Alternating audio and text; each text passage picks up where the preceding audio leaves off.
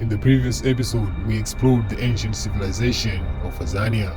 We examined Greco-Roman and Arabic records that describe this land in detail and identified strategic locations that were central to the Azanian society. That episode ended with important questions. Where did the name Azania come from? What does the word Zanj really mean? And most importantly, who were the people behind this civilization? This episode continues that journey. If you haven't watched part 1, I highly recommend you do so before continuing. And if this is your first time here, please subscribe, like the video, and share your thoughts in the comment section.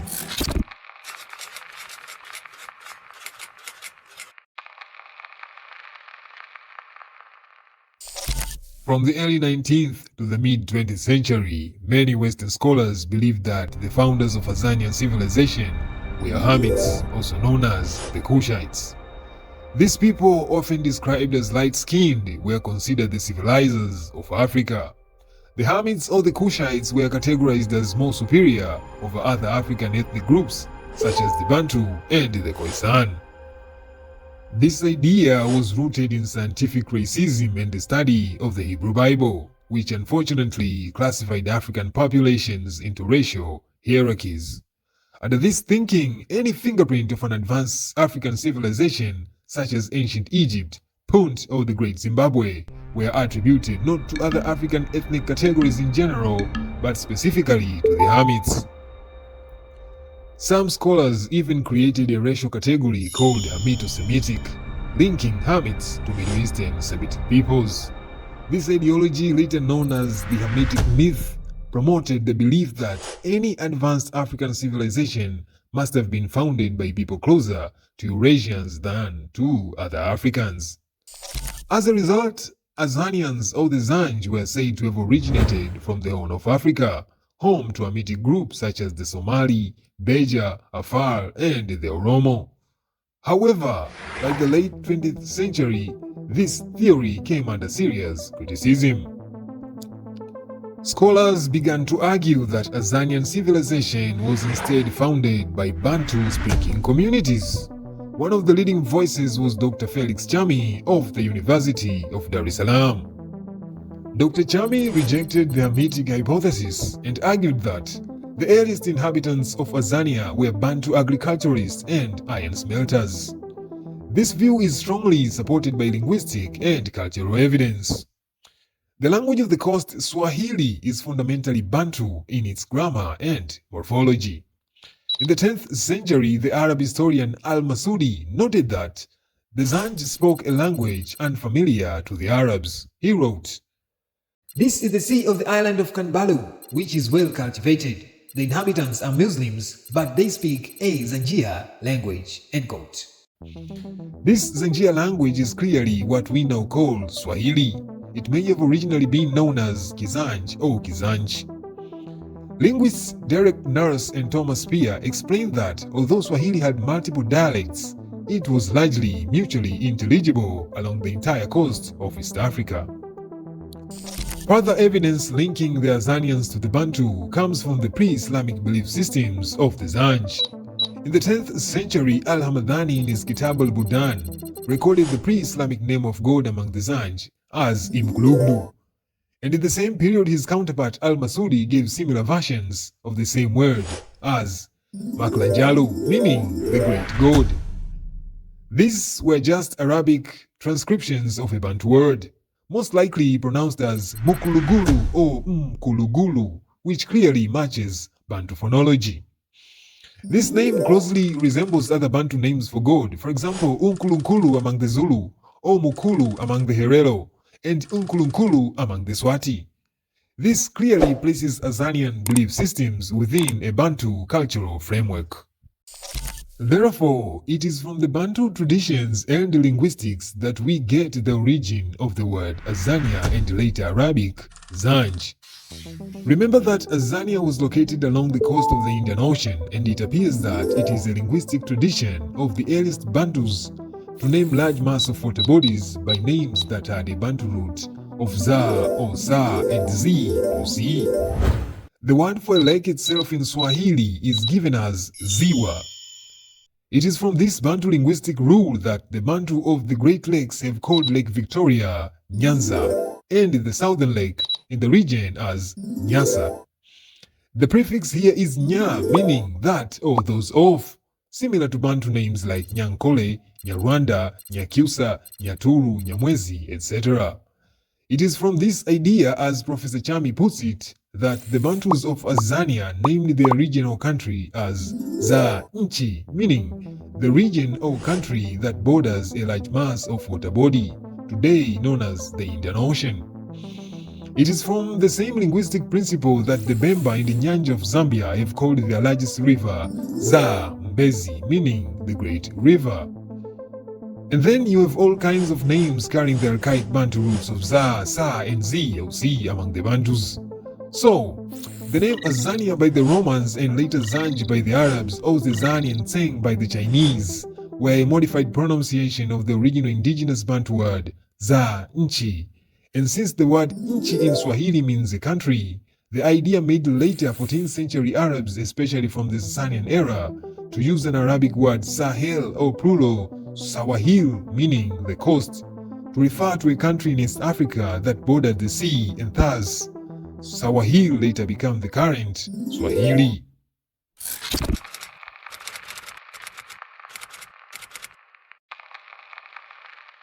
Linguists Derek Nurse and Thomas Spear suggested that the coast of Bantus, also known as the Swahili, came from a major Bantu subgroup collectively labeled as the Sabaki Bantus.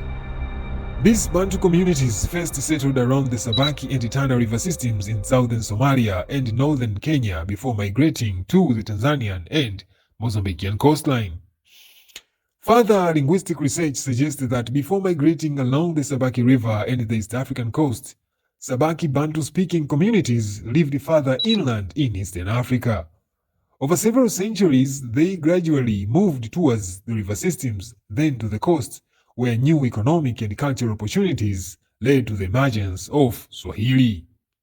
This was not a sudden migration, but a long local process driven by rivers, trade, and ecology. Some remaining oral traditions, especially from the Mijikenda who live inland, tells the story of an area known as Chungwaya, which was an area where the Sabaki first settled before later migrations to the southern coast. Today, Sabaki Bantu groups include the famous Swahili, mostly found in Barawa, Kismayo in southern Somalia, Lamu, Pate, Malindi, Mombasa in Kenya, Tanga, Pemba, Unguja, Mafia, Kilwa in Tanzania, and Mwani of northern Mozambique. Following the Swahili are the Mijikenda through their 9 tribes. They can also be found from the interior to the coast of Kenya. Along with them are the Pokomo and Elwana, mostly found along the Tana River systems. And last but not least, the Comorons in Ngazija, Zwani, Mwali, and Mayot. It is important to note that Islam and Arab culture were later layered onto these Bantu foundations, thus forming Swahili civilization as we know it. While most modern scholars agree on the Chad-Cameroon area as the birth location of the Bantu-speaking communities, the great medieval 10th century father of history, Al-Masudi, claimed otherwise. Al-Masudi gave an important report on the origin of the Zanj or Azanians, and contrary to most scholars, Al-Masudi claims the Bantus once upon a time, ladies and gentlemen, had occupied North Africa as far as Abyssinia, which in modern times includes a large part of Ethiopia and some parts of the Sudan. Therefore, due to centuries of population dynamics, some of them migrated to the south. In his Murug el-Dhahab, or the Miados of Gold, Volume 3, he writes, "The Zinj with other Abyssinian tribes spread themselves to the right of the Nile, down to the extremity of the Sea of Abyssinia. Of all the Abyssinian tribes, the Zinj were the only ones who crossed the canal which comes out of the Upper Nile. They established themselves in this country and spread themselves as far as Sofala, which is on the Sea of the Zinj, the farthest limit where ships sail from Oman and Siraf. For as the Chinese Sea ends on the land of Silla, so the limits of the Sea of the Zinj are near the land of Sofala and that of the Wakwak, a country which yields gold in abundance with other marvels. There the Zinj built their chief town. Then they elected a king whom they called Falime. The territory of the Zanj begins at the canal derived from the Upper Nile and extends to the land of Sofala and that of the Wakwak. End quote. While Sofala can easily be located at the coast of Mozambique, the land of the Wakwak by Masudi remains debatable. Some scholars locate it to south of the Sofala, while others, including Clement Doak, a South African scholar, suggest that the land of the Wakwak could well be the land of the Khoisan-speaking communities.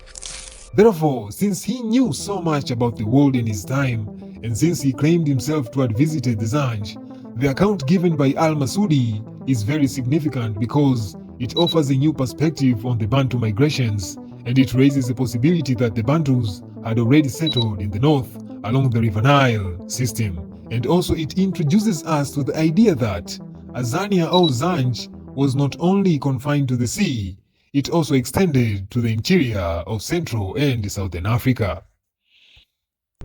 Dr. Chami supports this idea using Roman sources. He cites Ptolemy, who reported the journey of a Roman sailor named Diogenes. Diogenes, in his travel to the interior of Azania, he described a mountain with 3 snowy peaks, obviously being Mount Kilimanjaro.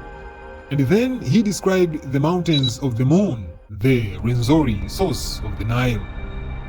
Also, Pliny in his account claimed that spices of cinnamon and cassia were taken from the coast to the interior and then ferried to the north to the Mediterranean, following the course of the River Nile, thus suggesting Azania extended to the interior as far as the Great Lakes.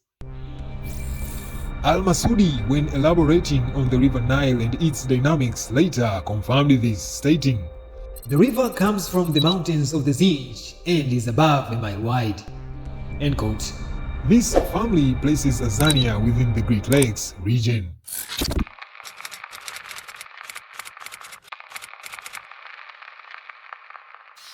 The idea of Azania extending to the Great Lakes has convinced some scholars that the legendary land of Punt, the homeland of the ancient Egyptians, was located in the Great Lakes region. They suggest that Punt later became known as Panchia, and then Azania by the Greeks and Romans, and later known as Zanj by the Arabs. Professor Chami insists that it was the Hamitic myth that scooped away the land of Punt from the Great Lakes and placed it to Somalia. Furthermore, archaeological evidence also shows that Azania was connected to Central and Southern Africa. Similar artifacts of early ironworking Bantu industries in the Roman era were found in the region of East Central and Southern Africa. The same iron smelters were agriculturalists, and they also used the same kind of pottery. As an example, the early Iron Age pottery found at Kwale area in East Africa was also found in Southern Africa. This suggests a wider common interaction among these regions and peoples. Archaeological discoveries at Kuumbi cave in Unguja suggest that the Bantus were already in this region as far as the Neolithic era. That's further back in time, even before the accepted period of the early migrations at around 2000 to 1000 BC. Currently, it is interesting to note that many South Africans refer to themselves as Azanians. Some even advocate renaming South Africa to Azania. The question is why? It is simply because the majority of South Africans want to restore African heritage and identity, a demand that started as early as the days of freedom fighting. The other reason being the linguistic and cultural similarities among East, Central, and Southern Africa. Consider the Ngoni term Mzansi, for example, comes from Zansi, a Xhosa word meaning south. And let us not forget the Xhosa and most of the Nguni territories borders the sea. This phenomena raises an intriguing question.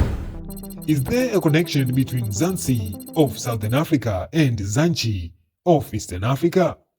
Could there be a common migration story among these communities? These questions remains open. Feel free to answer it in the comment section. Putting all together, the Azanian civilization stands as a powerful example of African achievement in maritime, trade, culture, and technology. Though much of it lies buried beneath time, the evidence that remains tells a clear story. Africans built great civilizations on their own terms. Thank you for watching. This is Jiwe Lakale, where we uncover Africa's hidden historical gemstones.